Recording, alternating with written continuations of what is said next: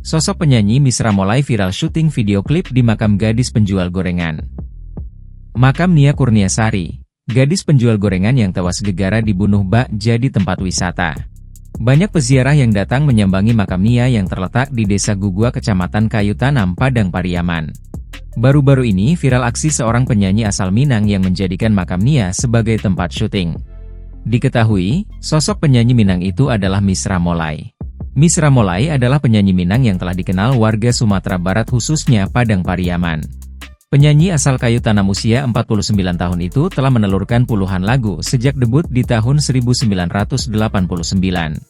Kini sosok Misra Molay pun jadi sorotan satu Indonesia lantaran syuting dan bernyanyi di makam korban pembunuhan.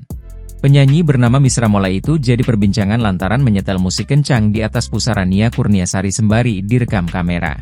Aksi Misra Molay itu pun akhirnya menuai kecaman dari ayah kandung Nia Kurniasari, Asril. Sembari menahan tangis, Asril mengaku sakit hati melihat kuburan anaknya dieksploitasi untuk pembuatan video klip. Namun di sisi lain, aksi Misra Molay itu justru mendapat dukungan dari ibu kandung mendiang Nia Kurniasari, Eli Marlina.